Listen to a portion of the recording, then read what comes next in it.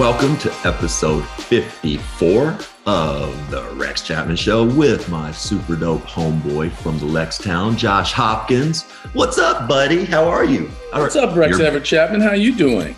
Good, Billy Joe Hopkins. You're in Austin, it looks like, this week. Sir. Looks like you're in Lexington. Back home. I'm in Lexington. We just missed one another. Just missed each other. Yeah. Yeah. Episode 54. 54, yeah. Famous 54s that you can think of? Well, the one that comes to mind is college at Pinckney, 54, Villanova. Eddie Pinckney. I was at that game. I was at that Georgetown Villanova game at Rupp. So I went there with my dad. Good memory. That's a good memory for me. Maybe the greatest college game of all time. Yeah. How about you? 54 immediately, and just tells you how, sports, it's weird. I immediately thought of Kent Benson, the center from the 1978 Indiana championship team. Wow. Kent Benson. And I went, was he 54? Yeah. Come on. I watched him that when I was 10. I think Benson, Patrick Patterson. Horace Grant, 54. Big goings on in the NBA this past week, Josh Hopkins. Real quickly. I'd like to check out do our book club segment. Oh, yeah. See anything we can let the people know that they should maybe be reading. Did you do anything and read a book or anything this week?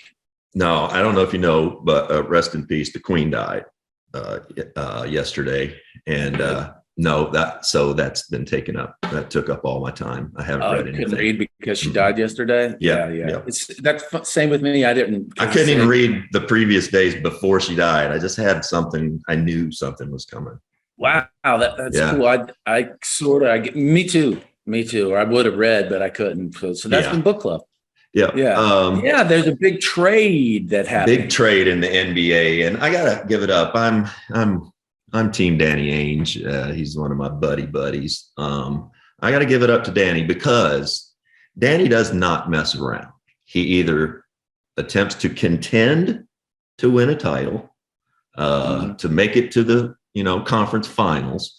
That's just who he is. And if he has a team that feels is sort of fatally flawed or has a ceiling, he does not hesitate to go out, be aggressive, blow the team up, rebuild, and get pieces. And they're not, what'd they get? They ended up getting 3 first-round picks, unprotected. So hold on, talking about, Danny Ainge traded Spider Mitchell to Cleveland for Jazz to Cleveland. Yeah, I love Donovan Mitchell. Yeah. For 3 first-round picks, unprotected, 2 pick swaps, Lauri Markkanen, Ochai Agbaji, and Colin Sexton. Now, I don't know. I like Colin Sexton fine, Markkanen's whatever. But they've got picks now. People are shitting on the Knicks. Everyone in New York wanted Donovan Mitchell to go to the Knicks. And people are upset with the Knicks that they couldn't do this. And it's easy to shit on the Knicks. And I'm not going to do that because I've felt like the past 15 years, 20 years with the Knicks, their biggest problem is they haven't stuck to any plan that they've had. They get a year in, or they get 2 years into whatever it is, and they fire a coach, or they trade the best player, or make some trade and give up too much. At least this time, they had a walkaway point, and they weren't willing to, I'm sure they were willing to give up RJ Barrett and a slew of other stuff. But apparently getting Donovan was just too rich for their blood, and I'm all right with that. I really am. And I love Donovan Mitchell. That's a great point.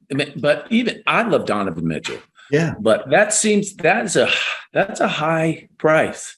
It is. But, also he's a local kid, Jersey kid. His dad's been with the Mets forever, in their organization. So I think also the Knicks knew Donovan probably wanted to be there.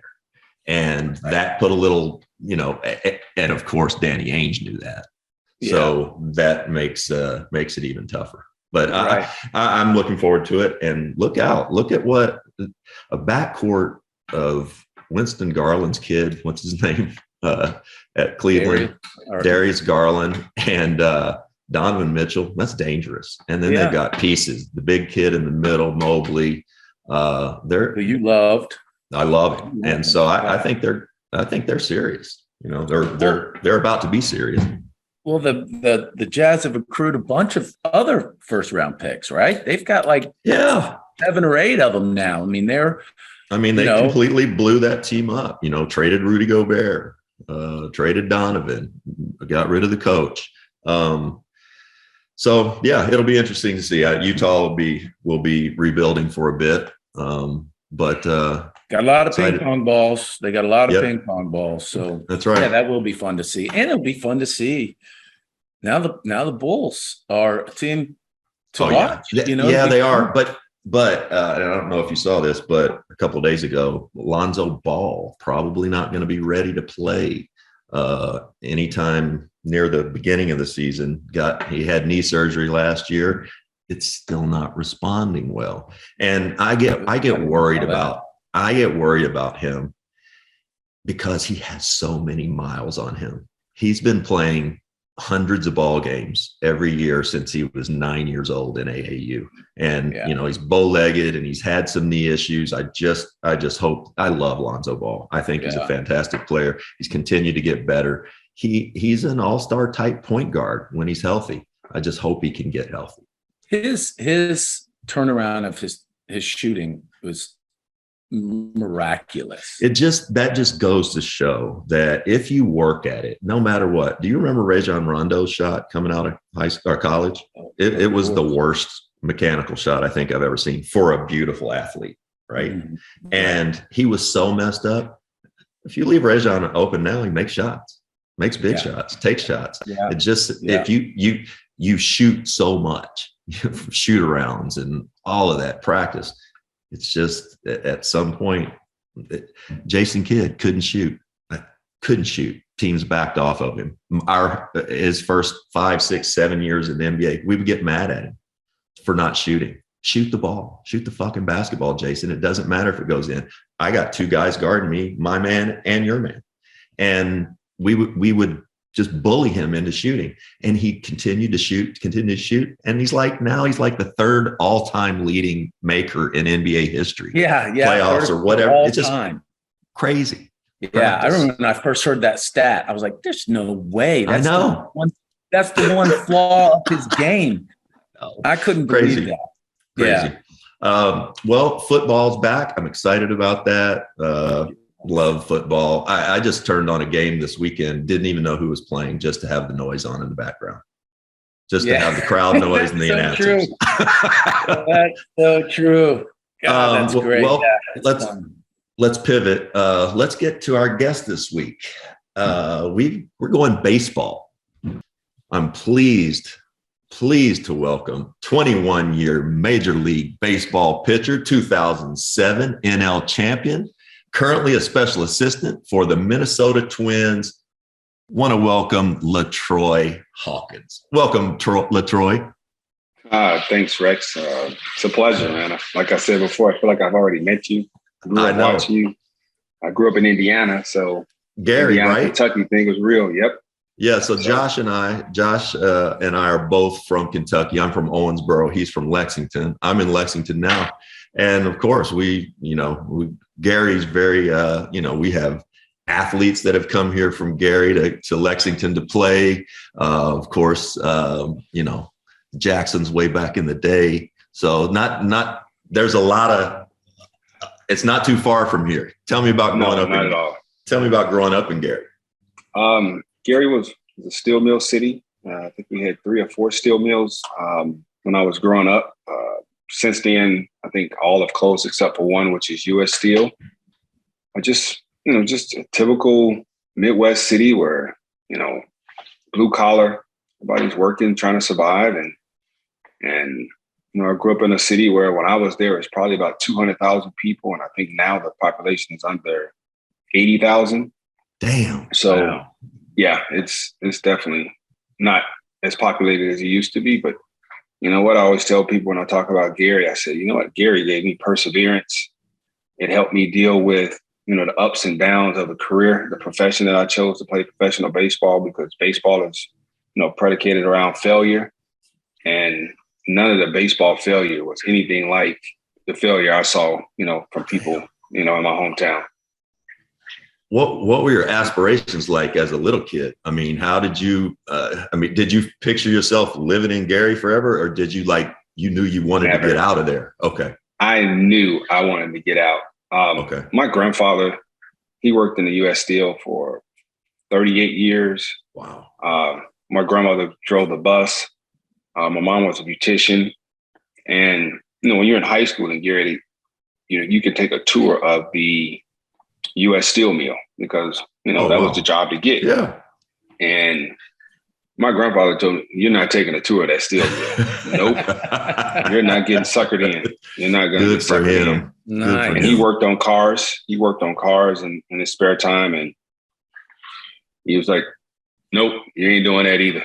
Nope, you're not doing that either. So was it hard for you to get out of there without, going, down past that, I've been down some paths. Was it hard to get out of there without, getting in trouble? And it was extremely hard. It was definitely hard when you grow up in a city and during a time where the mass incarceration was starting and people were getting, incarcerated for the smallest of things. And yeah, it was tough. I had a lot of friends, a lot of family members who were incarcerated.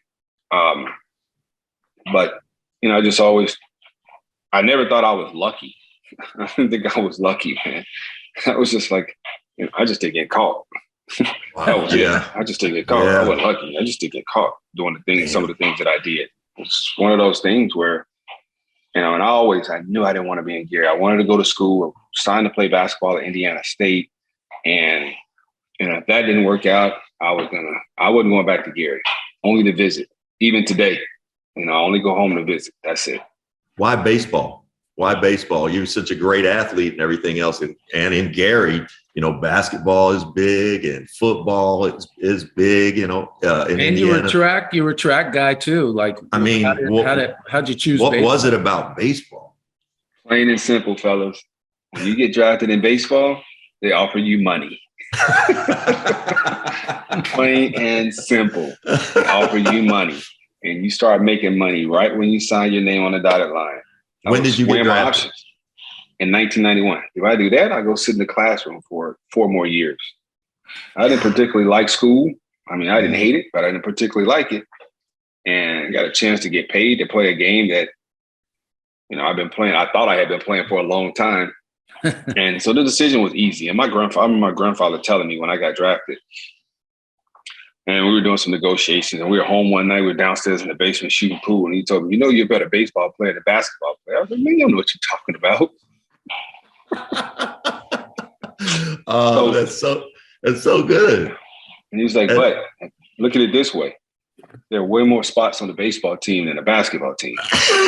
Yeah. Whatever, dude. But you know what? I'm glad I took his advice. I'm glad I took his advice because I definitely probably wouldn't have made it to the NBA. I can tell you that much. Really? But you don't I put myself in a position. I just don't. Looking at it now, I thought my chances were a lot greater in baseball because I went into baseball a raw athlete. So I never had a pitching coach, never played any high caliber baseball. The Twins drafted me on pure what they saw in my athleticism. But basketball, I don't know how close I was to, my peak. Right. I know in baseball, I was, I went down and I started playing against guys who've been playing 100 games a year. I was playing about 17. Yeah. Guys who had their own pitching coaches and hitting coaches. Hell, me and my brother were our own pitching coaches. Steph Curry's record-breaking three-pointer, Jason Tatum's buzzer-beating alley-oop, Ja Morant's poster dunk. NBA Top Shot is where the greatest moments from NBA history are turned into officially licensed digital collectibles. NBA Top Shot has evolved trading cards by making it easier to buy, sell, and collect by removing the hassle of grading, shoe boxes, and shipping fees. You can buy or sell moments in a few clicks and access them at any time on your phone or computer. Your collection is always at your fingertips. Start collecting Top Shot moments in any way you want. Collect rookie moments from future stars like Evan Mobley and Cade Cunningham. Collect throwback moments from former NBA stars like Shaq and Allen Iverson. Or collect moments from your favorite team to gain access to exclusive perks. Grab your starter pack today, and Top Shot will give you $20 back to start your collection and pick up some of your favorite moments in the marketplace. Go to about.nbatopshot.com/bballnews and get in the game today. To play as 21 years, people don't understand that you can have all the talent in the world, and that we see it in every sport, basketball, baseball, football, whatever it is. If you don't have the mental makeup to, be able to wake up every day and have people talking shit about you and all of that stuff, we've seen it. It can just destroy people. But where did that mental fortitude come from? Growing up in a tough Midwest city, growing up in a neighborhood where, my high school was 3,000 kids and we didn't have any white kids. Damn. My high school was all black. Damn. All black.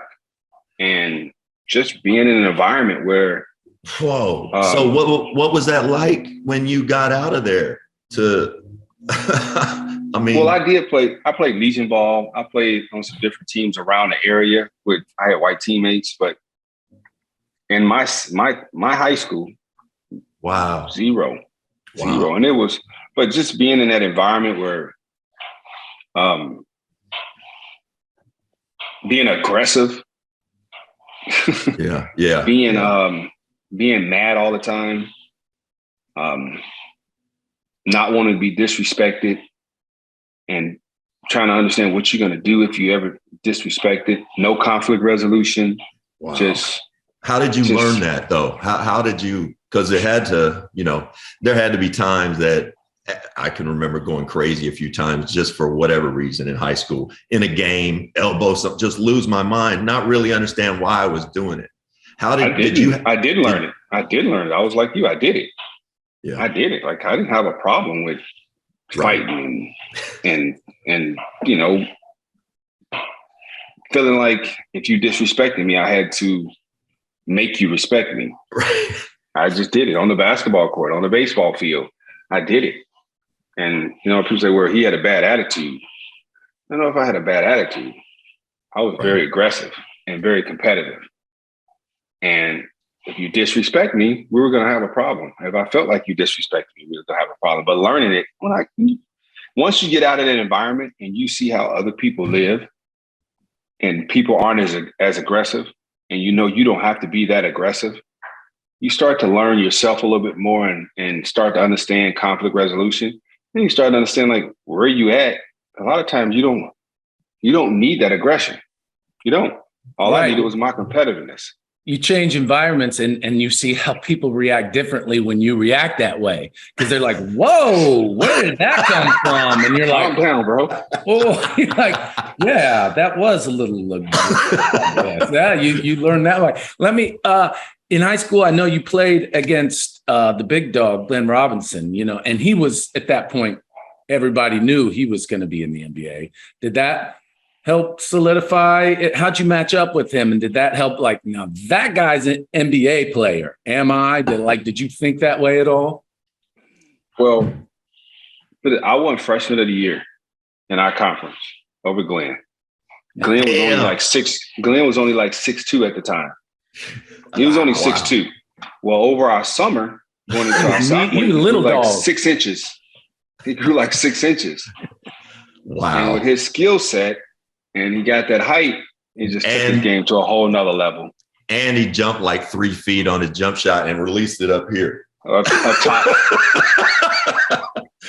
Yeah, he played with his filthy. back to the basket in high school.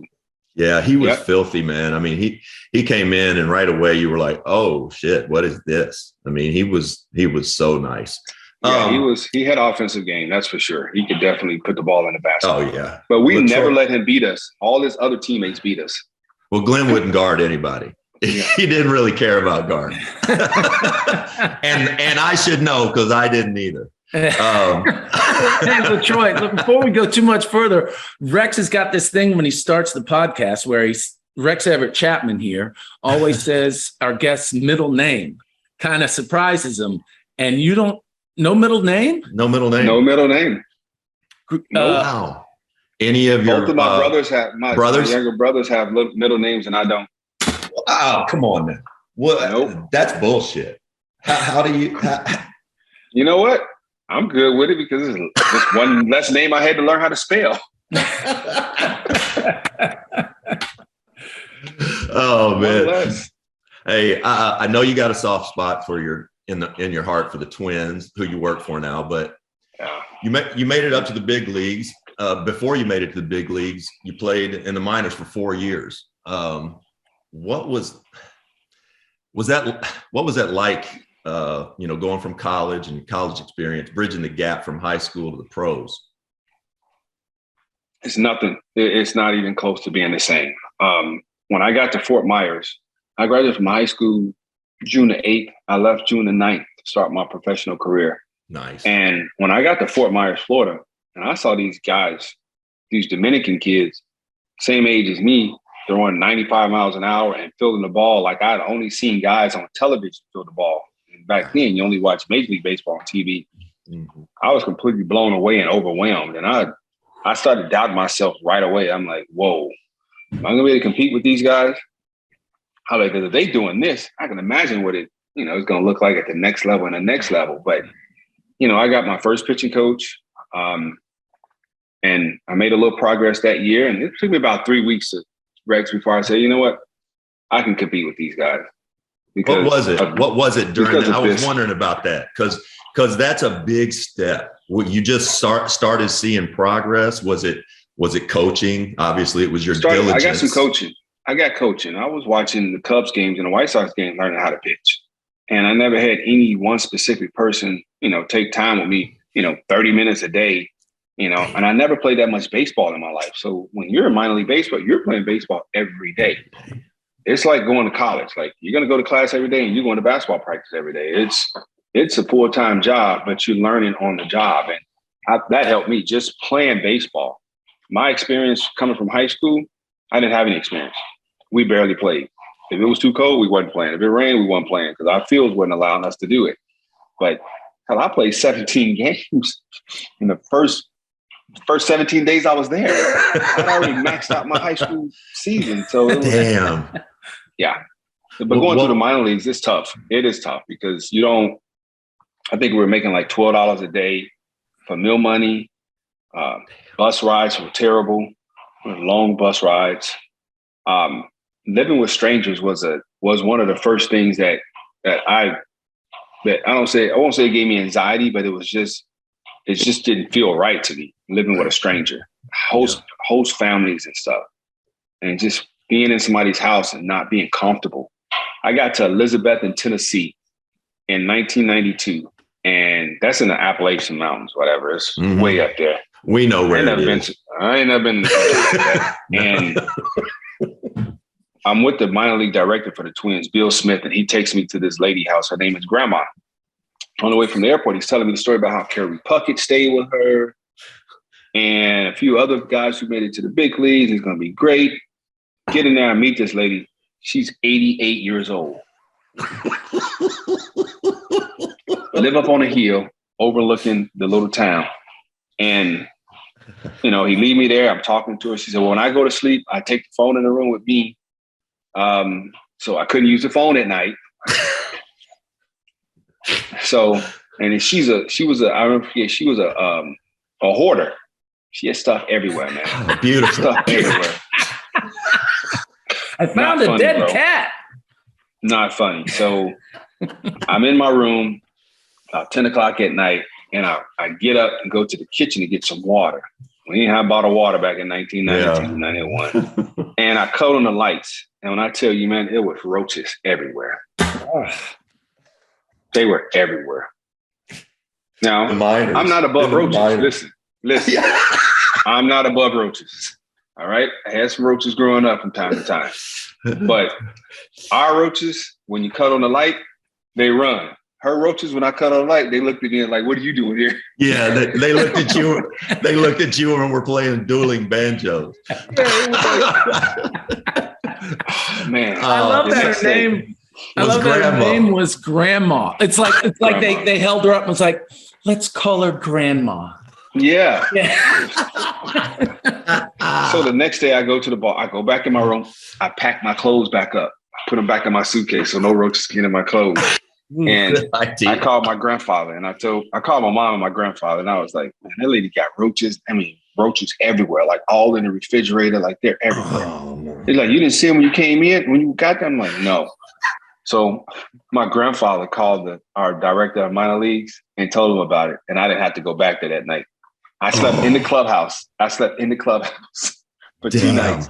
And then they found another family for me to live with, which one of the two players from Chicago are already living there. This was a nightmare too. I do this all day. I can't think of the guy's name. It was a white guy married to a black lady. Okay. And his brother had Down syndrome, and he was like our team mascot. You know, he loved the Elizabethan twins. Yep. And he's always, singing and screaming and stuff. So they had this house where, you walk down 2 stairs to get down to another level where we slept at. I was there like 3 days. 2:00 in the morning. She busts down the door running. He chasing her, calling all kind of N-words and stuff. Oh no! Like, where am I at? What? This all in the first week. Oh my God! I'm like, okay. So my buddies, my teammates, they wasn't gonna tell. I ain't never been part of nothing like this. So I went and told, and they got us out of there. It was awful. And then, my God. And then me and my buddy, we met this chick from Kingsport, Tennessee. Kingsport. It was where the Mets were. And we went to stay with her and her 2 kids. 19 years old, staying with this 35-year-old lady with 2 kids. And she was driving us back and forth to the ballpark. So that's the minor leagues right there. Just trying to survive by any means necessary. Is it better now? Awful, man. Is it better now? Yeah, it's better. Okay. Yeah, it's better. They have, we had to pay for our own housing. Right. As of beginning last year, minor leagues had to pay for their own housing. Each organization has to pay for minor league food. So their check is their check. We had to pay housing, food. We had to pay clubhouse dues. They don't have to pay any of that now. That's great. So it took a long time, but minor league's in a better place than it was. And they're traveling on 2 buses instead of 1. I used to sleep up where the luggage goes on the bus. That's how skinny I was. I had a Michael Jordan pillow / a pillow that unfolded into a blanket. It unfolded to like a little sleeping bag. And I used to get in that and go to sleep up there. Speaking of which, one of the greatest athletes we've ever seen, MJ. What was it like for you watching him attempt to play baseball? I actually played against him, Rex. For me, I grew up 30 minutes from Chicago Stadium. Mm-hmm. Everybody that was around me in my circle, we were the biggest Chicago Bulls Michael Jordan fan. Everything about Michael Jordan. We wore our socks like Michael Jordan. We went ball like Michael Jordan. Yeah. Hey, LaTroy, man, I hate to bust your bubble, but get in line. That was everyone, not just yeah. See, we didn't know. We were so close. We didn't know what everybody else was doing around the country. We just knew like Jordan was our guy, man. It was. Yeah. And the first time I met him, we had went to Birmingham to play because I got called up to Nashville, and we're playing against them. And I had pitched the night before. I get to the stadium that day. I go for a run. I got my Walkman, the Sony one, the yellow one. Yeah. Oh yeah. The headphones on. I go out the gate. Man. The sport. Yep. I go out the left field gate, and I started jogging, and I see this black Porsche flying down the road. Oh, the worst driver ever. Just out of control. Yeah. And he was bumping, I'll never forget this, R. Kelly, Sweet Sadie. Don't you know I love you, Sweet Sadie? And it was like 2:15. I was like, okay, tomorrow I'm going to be here at 2:15 I'm going to stay at the gate. I'll be there at 2:15 so I can meet him. Next day, sitting there waiting like clockwork. 2:15. He coming through the gate, and I was like, how you doing, Mr. Jordan? He's like, who are you? He's like, who are you? I was like, my name is LaTroy Hawkins, man. I play with the Nashville Sound. We're playing against you guys. He's like, oh, what's up, man? And I was like, I was like, can I get an autograph, man? He was like, hell no. I was like, well, and I dropped this on him. I said, well, it's okay. I didn't want it. It was for my mother. And he was like, oh, I'm just joking with you. And he's like, where you from? I was like, Gary, Indiana. He was like, Gary? I had a few chicks over in Gary back in the day. I'm like, okay, cool. So we started talking. It was like the coolest experience ever. Like, yeah. And he told 2 days later, we played on 4 days. And 2 days, the last day he called me, he told him to come get me. He had just had his wisdom tooth pulled. He was like, he came and got me. And it's like, I went in his locker and sat down and just talked to him for like 30 minutes. I'm sitting. We didn't have cell phones, so I couldn't call none of my buddies. Right. I couldn't call anybody. It had to be after the fact. I'm sitting there talking to Michael Jordan. And that night, our minor league director was in town and Jordan was playing right field. And him and my buddy, all 4 games, they were playing tic-tac-toe in right field because at the stadium, the right fielder was standing in that same spot, so it was a dirt spot. It was back when the field crew was terrible. And my minor league director was like, it's the greatest basketball player ever to live out there. You think you can score on him? I was like, hell yeah. He was like, dude, all NBA defensive team, this and that. I'm like, I don't care. Hell, he can go for a pump fake. He was like, you really think you can score on Michael Jordan? Swear to God. The next day, I was like, he was over there playing catch, went over there. And I was like, yeah, my league director asked me if I could score on you. And I told him, hell yeah. And he looked me in my face and said, Rex, he was like, you won't if I don't let you. And the only thing I could say to defend myself right there, I was like, shit, you crazy. Shit, you crazy. You crazy. Shit, hell, I'm going to get a point. I ain't say I was going to win. Yeah. I was going to get a point. Oh, that's so good. He made me doubt myself though for a second. That's right. That's right. Have you ever seen anything in your life like the size of those hands? I mean, he shakes your hands and it just grabs your whole forearm. Yeah, it was amazing. I let him get a hit. I mean, I pitched to him.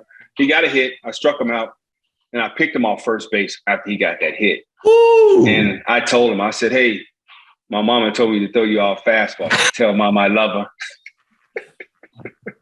It was so much. I mean, it was just, dude. That's the coolest thing that happened to me in my career. Meeting somebody, and then fast forward to 2000. I signed with the Yankees in 2008. So it was January of 2008. I just signed with the Yankees. And I was in town taking a physical. And he was like, well, we found something in your heart. You need to spend the night and do a stress test. And I'm like, whatever. I flew in that morning. I flew out there and I ain't bring no clothes. So I got to go to Nike Town. I got some running shoes and some shorts. Go to the hotel. The security guard for the Yankees, he came to pick me up the next morning. He's like, I just saw Jordan walking to Barney's. I was like, oh, really? I said, is it on the way to the hospital? He was like, yeah. I was like, let's stop in there and see if he's still in there. So we'll go in there, and he's with a young lady, and he got his back to her. So I just waited till he got done. And he turned around and said, what's up, MJ? You remember me? He's like, motherfucker, I still watch baseball. He's like, shit, I'm a Yankees fan. What's up, LaTroy? Wow. I had cell phones by then. I was texting my mom. I was like, Jordan, remember who I was? So I was like, damn, I made it. That's so Jordan great. Remember me. Damn, that's great. God, that's great. Just another professional athlete, just in awe of another professional athlete. I mean, but it's so true. I wore that one knee sleeve I didn't need to wear, and I'd wear it down. And you talk about his hands. To this day, I'm like, I don't need to do this, but I'm like, always put my thumb like that. Like, hey, Mike did that. That's how Mike fans are.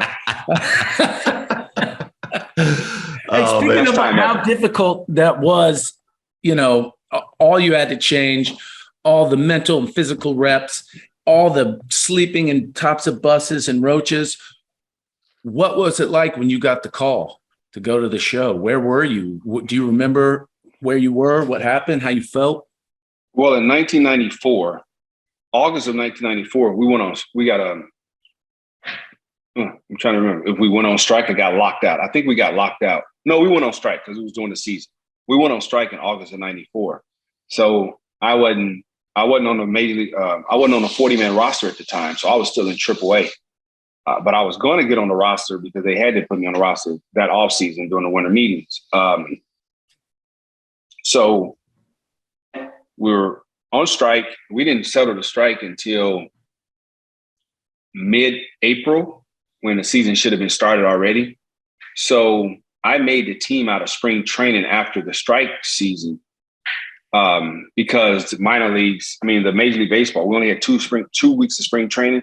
So they let us expand our roster so we'll have enough to be able to start the season and not have to push guys to throw 5 and 6 innings so soon. So that's the only reason I made the team. But Tom Kelly called me in his office, was like, "Hey, you have any dress clothes?" I'm like, "No, why would I need dress clothes? I didn't own a damn suit." Yeah, of course not. he was like, "Well, I think you need to go get you one." And I'm like, "Yeah, you're leaving Fort Myers with the big league club." He didn't tell me I made a team. You're leaving Fort Myers with the big league club. And I was sitting there, I'm like, okay, I'm good with that. That sounds good. He's like, "Congratulations." And no cell phones again. So I had to wait. Damn. I couldn't even really celebrate because my best friend, didn't make the team. Yeah. Matt Law, he didn't make the team. So I really couldn't celebrate. Yeah. But he was hyped. And I was like, "Damn, but you didn't make the team, man." And I remember we went to eat at Waffle House and we finally got home. When we finally got back to our apartment, that's when I was able to call my grandfather and my mom to tell them I had made the team. And we were just, it takes a lot to get me excited. And I was happy, but I wasn't excited. I was happy. I'm like, shit, this is what I work hard for. Well, I'm gonna be happy because I made the team, because I pitched well to make the team. I ain't happy about that. So I deserve that. Yeah. I earned it. That's right. I earned that. And it might sound a little, no, it doesn't. But no, I earned it. Doesn't. I earned to be on that team. I earned the right to be on that team. So that didn't last long. I stayed until the rosters dropped back down to 25 men because they let us expand it to like 32 guys. So that's why I was able to make the team. But it was fun.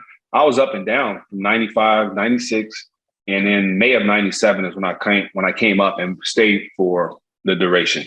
Well, when you're early in your career with the Twins, you had some tough seasons as a starter, but eventually the team switched you from starter to relief pitcher. How'd that happen? And, how do you feel like that impacted your career? It definitely impacted my career. We had all these when you're pitching in the minor leagues back then, you had to throw a certain amount of fastballs, a certain amount of breaking balls, and a certain amount of changeups. Well, Rex, if you're a pitcher on my team, a starter also, and you're keeping a chart the day that I'm pitching, you fudge the numbers of how many changeups I threw. If I'm supposed to throw 22 changeups and I only throw 3, you fudge it to make it look like I threw 22. So I really never developed that pitch, and vice versa for one of my buddies, because we were always fudging the numbers. Wow. We were definitely successful in the minor league, but we wasn't looking at the process.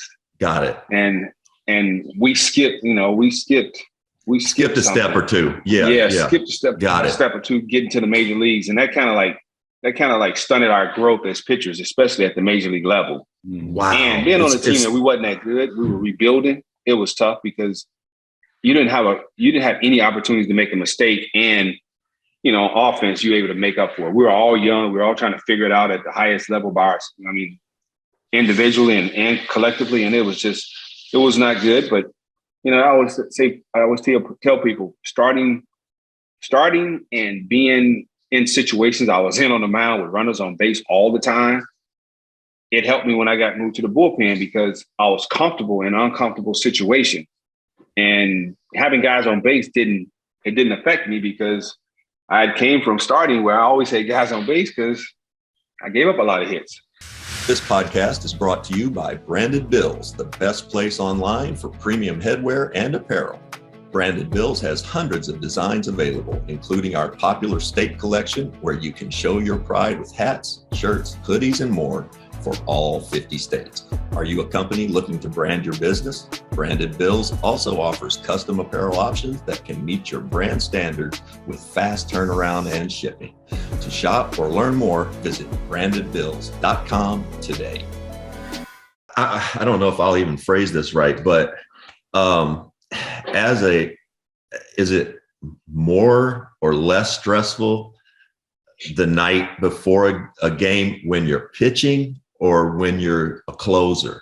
Is there a different set of nerves involved there? For me, it wasn't a different set of nerves. For me, when I was starting, you pitch once every 5 days. Well, if you pitch horrible, which I did, I had 4 days to just soak in that, just marinate in it. Yeah. Well, when I went to the bullpen, if I faced you, Rex, in the 8th inning tonight, and you get me, you know what? I can watch that real quick because there's a good opportunity that I'm going to be in the game the next day in that same situation. So I have an opportunity to redeem myself. But when you do it as a starter now, you got 4 days. I don't care what's happened. You got 4 days to marinate in your 3 innings, 6 earned runs, 2 walks, 1 strikeout, 2 home runs.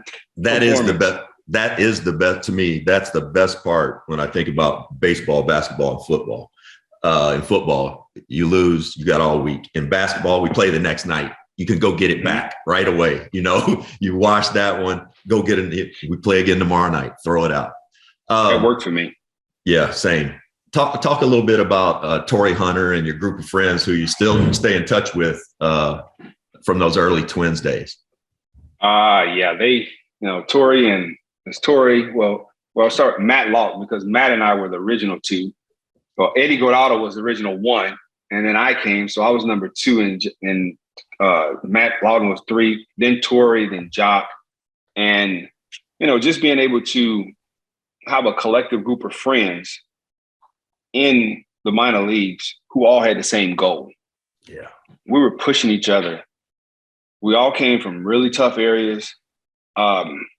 We knew we didn't have much to go back to. Like this was our opportunity to change lives. And we all had the same goal, man. We pushed each other, one made it, now we still, we didn't get up there and forget about the guys who came behind. We're throwing rope down, trying to help pull them up, keep them encouraged, make sure whatever they needed, they got so they didn't have to worry about certain things. But, that group, we're still tight to this day. I mean, Jock Jones and I just left. We just came back from Argentina, bird hunting. A couple of weeks ago, I was in Minnesota with Torrey and Eddie Guardado, having a good time. But we were just a kid from San Diego, a kid from Gary, Indiana, Pine Bluff, Arkansas, and Stockton, California, and Gulfport, Mississippi. Wow, pushing each other to be the best. That's great. Fantastic. I mean, that's the kind of when you're old and put away in a home, that's what sticks with you, not the games, not the strikeout. It's those relationships, Yep. And that's why I'm an actor. And people always say, well, what was your favorite movie or favorite role or whatever? And I'm like, there's art parts of it, but it's the relationships. It's the friends you make on different things and the memories, because that's what comes with you. That's what, warms your life and your heart. The art of it lasts forever, which is cool. Just like, the games you play, that lasts forever, but it's the relationships, that's what, and that's, you don't always realize it until you start getting a little older. Until you leave the game and you're away from the game a little longer, you start thinking wow, those are the things that are important. How tough was that for you? Because it was very tough for me. I don't even think I even knew I would miss the buses and the planes and just the locker room. I'd have thought, all right, I'm going to retire. That's all. And I just started filling that void with painkillers for real. Mm-hmm. But did you have a tough transition in any way? You know, just going because it's like being in a, you know, I've always said playing pro sports is like traveling the country with a band of fifth graders with money. Facts. No lie detector. You know, throwing boogers, you know, guys asleep on a plane with the mouth open, throwing boogers in their mouth or whatever the hell else it is. I mean, you don't realize that, you know, that's been a part of what you've done since you were a kid now, and you don't know any other way. I started, I think I kind of talked to a lot of people about it before I did it. And the way I wanted to do it, first of all, I wanted to lead the game while I could still play. A friend of mine in Indiana told me the best time to retire is when they don't want you to, because when they want you to, it's too late. Now you got the booze and all this, and telling you need to go home and all that. So I did it right on that part. I retired when I could still play. Yeah, but you were still old for the game. You were what? Mm-hmm. How old were you? 40? I retired at 42. Wow. And I was still throwing 96 miles an hour. But I just couldn't. Unbelievable. I got tired of doing it. Mm-hmm. And I also never wanted to have that conversation with a general manager and a coach, a manager, to tell me, you know what, we're going to release you. I never wanted somebody to tell me I wasn't good enough. So instead of them taking the jersey, I just gave it back to them. And because I played long enough to have a lot of friends that retired. Mm-hmm. And a lot of friends that retired before they thought they were ready to retire. And a lot of friends who are really bitter at the game because they were forced to retire when they didn't think they should have retired. So I never wanted to be that. And along the way, out of the 21 years in the major leagues, probably year 8, I started to really understand the value of relationships. And not just relationships with my teammates, relationships with clubhouse guys, the front office people, the people around the stadium. And I was fortunate enough to play for a lot of different organizations. And just understanding, like, you need to go talk to the GM. You need to go meet the owner. You need to go, you know, you need to have a good relationship with your manager. Whether he's a bad manager or not, he's probably a great dude away from the field. So I just made sure I networking, man, just networking, and I started talking about the end 12 years before it came, because I understood like it could have came the very next day. And I kind of like prepared myself because I knew what I wanted to do. I knew I wanted to be a special assistant somewhere. I knew I wanted that type of job. And I was out a year, and, you know, I had like 5 job offers for the job. And, you know, I just took it and ran with it. I was in New York. I just got home yesterday, Twins Yankees. And on Tuesday, Chris Arch and I went to the Jackie Robinson Museum. It just opened up. And I just, you know, couldn't express enough to him. Continue to make relationships, man, networking. If you want my job when you get done, continue to cultivate relationships, because those are the things that are most important. They know you didn't go to college. We ain't had time to go to college. But if you get to know people, they know what you're about and who you are in your heart and what you know about the game, they can't replicate that. We have a unique experience that they're always looking for. No, you make such a great point. I think about being a young player, rookie, early player playing for the Charlotte Hornets at 19, 20, 21 years old. I'm just fortunate that, you know, when I got traded, that I took the time at my next stop to not only know the PR guy's name, but to know the assistant PR person's name, what their kids do, how old their kids are, all of that stuff that I didn't do in Charlotte. I walked past everybody. I knew my teammates. I knew my coaches. I thought that's all I need to know. It's not all you need to know.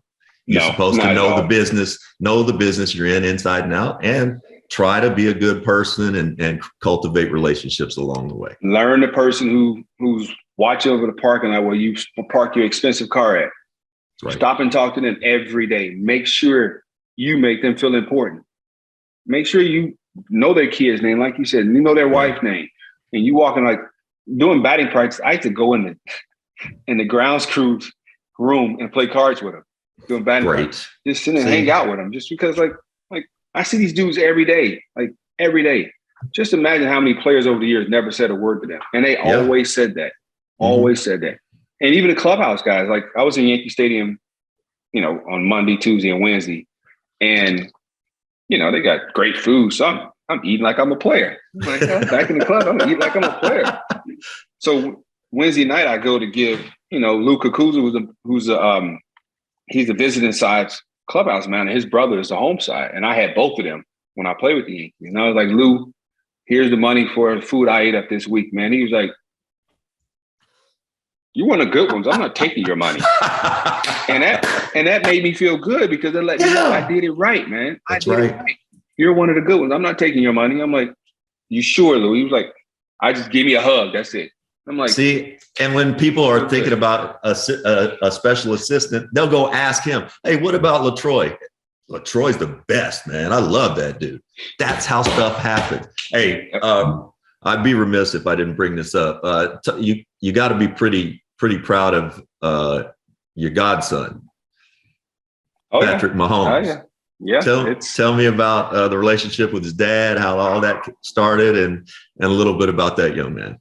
So the relationship with Pat Sr. started with the Twins. He was in the big leagues already when I got there, and he and Scott Erickson, and I lived with them my rookie year.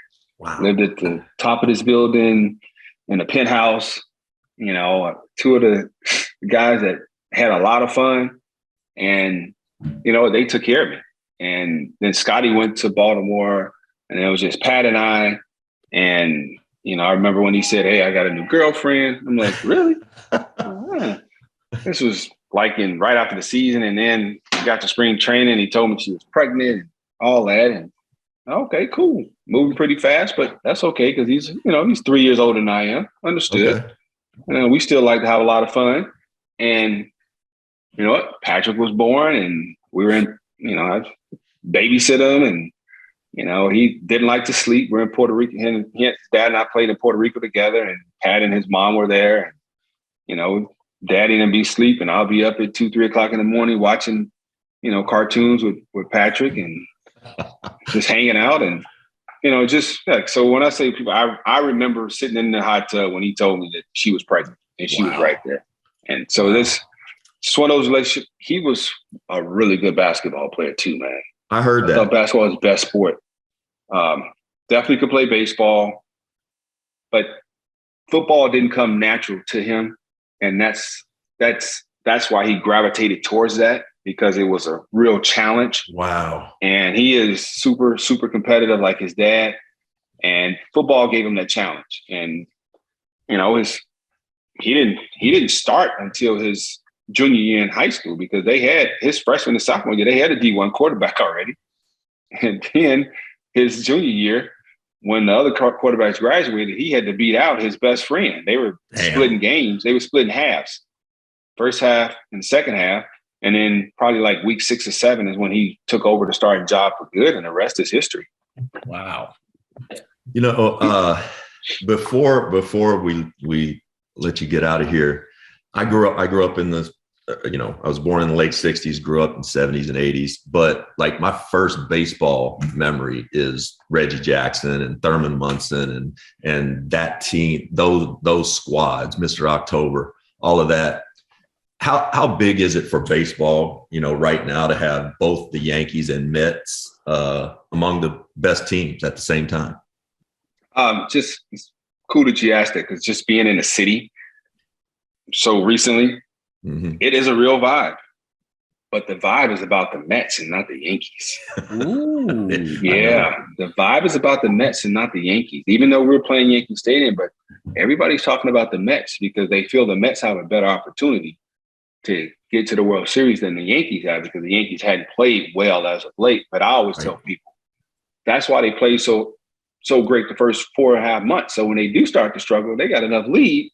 They got somewhat of a cushion. I mean, they're gonna have to play the last month or so, but it's one of those things. They got a lot of injuries, but the vibe is about those those Metropolitans, man. That's where the vibe is. And it's good. It's great for baseball because Mets hadn't been great lately, and they went out and constructed a really good pitching staff, man. When you got DeGrom and Scherzer in a 5-game series, you get to see one of them twice.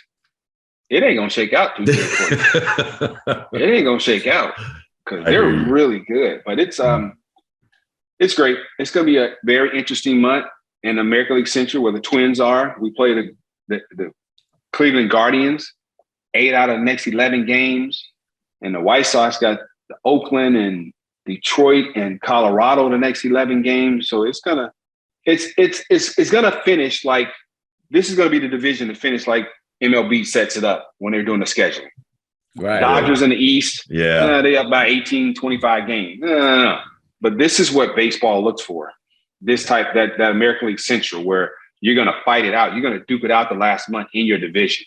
That's where the excitement comes from. The Dodgers running away with the division.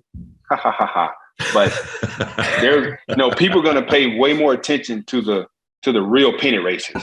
And that's where the excitement comes from. Man, what's it like? Here, you've dedicated your life to a sport. You've left home. You've gone where slept with roaches and crazy stuff.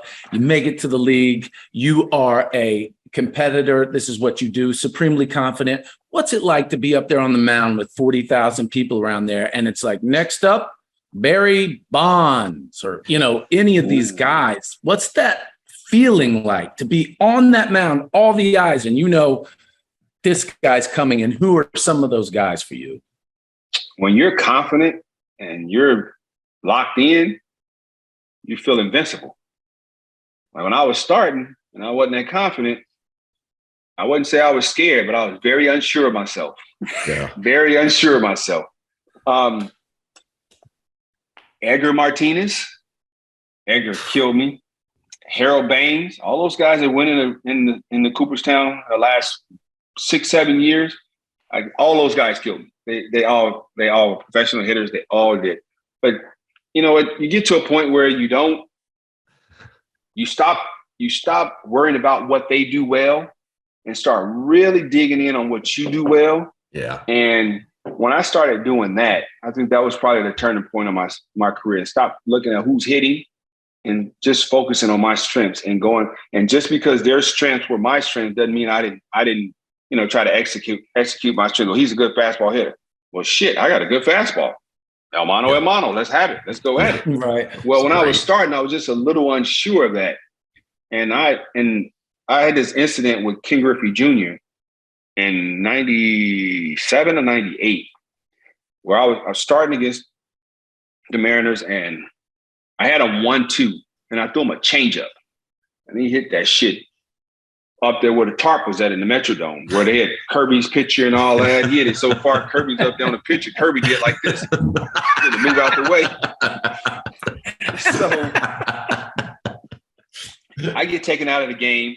And in the Metrodome, the clubhouses, they connected. The only thing separated them was the laundry room where they did the laundry at. And I'm up there, I'm icing, thinking about just getting my ass handed to me. And I got 4 days, like we talked about, to think about it before I go back out there. And the clubhouse guy come, hey, Griffey wants to see me. I'm like, Griffey? Ken Griffey Jr.? And he's like, yeah. He said, meet him in the laundry room. So I go meet him in the laundry room, and he was talking. He was like, hey, man, I'm just give you a little advice. He's like, why'd you throw me a changeup? I was fucking trying to get you out. And he looked at me. He was like, man, your fastball is good enough. Your fastball is good enough. Wow. And then for me, I don't know. I'm like, he's trying to set me up to get fastballs next time. Trying to set me up. Like he said, I said, he's so cold with it. He's trying to set me up for his next time when he faces me. That's what I'm thinking. But that was the best advice I got, guys, because you know what? I had a pretty good fastball, and I threw it 73% of the time, and it all came from that conversation that Griffey had with me. It was like, your fastball is good enough. I'm not saying you don't need a changeup, but 8 out of 10 times, you need to be throwing that fastball. That's beautiful. Just hearing it from him was great. Hey, but you said you're an actor, huh? My daughter's at Pace University. She's in acting and she's a film major, so she is locked in. And I'm sure she'll recognize you when she see you. If I take a screenshot of you, she's gonna. Oh, he's in that world. You're talking to him, Dad. You're in that world, huh? Probably he's not. In that world. But she's. I guarantee she will. I guarantee she will. She will. She don't miss nothing. And she recognized. Got to go deep for me. I bet you don't. Well, that's great. She's got an exciting time ahead of her. It's a beautiful art form, and to be young and studying it, and I'd switch places with her right now to see what the rest of her life doing that. That'd be great. Good for her. She sent me a text. Her professor yesterday for the rest of the semester is Paul Levitz. Oh yeah. Yeah. He was the president of DC Comics from 2002 to 2009. Yeah. Mm-hmm. That's so awesome. She was like, Dad, this is my professor this semester. I was like, he cool. He was like, hell yeah. He told us he ain't got no college degree. He ain't got none of that. He just worked his way up from the bottom. That's great. That is great. So LaTroy, I lived with Josh out in LA for a few years, and my daughter, I've got 3 daughters. They're all in their 20s, but the middle one is just eaten up with acting and actors, movies, and the whole thing. And Josh paid for her to go to acting school in the summer at, what was it, Josh? What's the name of the place? Second City. Or no, that's Chicago. Groundlings. The Groundlings. And man, she was in heaven. I drove her down there every day, and you just talk about something fun. But she'll recognize Josh. I bet you. Hey, you brought up the Metrodome. We played basketball games in there in the late 80s. Yeah, they would put down put a screen up, and we played in the Metrodome for basketball games against the Timberwolves. They did everything in the Metrodome. Yeah. Everything in the Metrodome. So that's why my daughter went to Burbank. She went to Burbank, John Burroughs High School, and she went to Beyonce's dad's acting school. Wow. Wow. Yeah. I can't think of the name of it. I had to drop her off. But yeah, she did that. And it was like that whole acting world. Yeah. It's impressive. I just love that Beyonce's dad's running schemes like acting school. I could be wrong. I'm texting her and my wife about it, man. I'm like, it was a school. Hey, LaTroy, what's your favorite movie of all time? Remember the Titans. Yeah, Remember the Titans. Remember the Titans. Would you have a favorite actress all time? Oh man, I like Will Ferrell. Same. That's great. I do too. Will Ferrell. I do. So funny. I do too. Now, what about front row center for any band, speaker, sports, dead or alive? Front row center for a performance or. Got to be Michael Jackson. Well done. Michael Jackson. Well Richard done. Lawson. Richard Lawson. Michael Jackson, you got your Gary, Indiana thing going anyway. Yeah, so. That's true. Is there a statue? I've done Janet 7 times. Really? Statue? No, but their house is a museum kind of like now, I think. You know how many times I've been to that house when I grew up there? Twice. The first time I ever went to that house was in 1993. I played in Fort Wayne, Indiana, and my teammates wanted to go. So I took them. I'm like, you never come like, never had a reason. Just hang out. No, it's like everywhere. We grew up in Kentucky and Lexington. They got this like international famous horse park that I've never been to, except someone comes in town and you're like, okay, we'll go to the horse park. When I lived in New York City, the only time I did anything was like, it was top of the Empire State Building. Sure, I've never done it. Never been. Never will go. Yeah. LaTroy. Okay, so it's Beyonce's stepfather, Richard Lawson. Okay. Richard Lawson. Yeah, no, he's an act. Okay, I got you. Yeah, Richard Lawson. I'm sorry. I knew something with Beyonce. Got it. I don't know. Got it. Yeah, Richard Lawson. LaTroy, thanks for doing this, man. We'll let you get out of here. Come back again, please. No problem, man. I enjoy following you on Twitter. It is awesome. It is so good. See you, Josh. Team effort. Really nice to meet you, man. Appreciate you doing this. Same here. Good luck to your daughter. Tell her if she ever needs to talk to me, get through Rex, and I'll talk to her, sit down anytime. All right. Thanks, guys. How about that, buddy? Hawk. Hawk. That was great. That's our Hawk now. Yeah, that's right. Man, I could have talked to that guy all day long. I know. What a good guy. Great stories, man. The Roaches. Come on, man. The MJ story, what I find fascinating about that is like, because we grew up watching Michael, all of that, just how you could see it in his eyes and, how giddy that he was to, meet Michael Jordan and play baseball against him. Yeah. And how gratifying it was when he remembered him. Yeah, that was gratifying for me. Same. I remembered him. I was like, that's awesome. I know. I was like, that's awesome. Oh, well, that was fun, bud. That was a lot of fun. You want to do this again next week? I do. Let's do it. All right. That was episode 54. We'll see you next week for episode 55 of the Rex Chapman Show with Super Josh Hopkins on basketballnews.com. See you.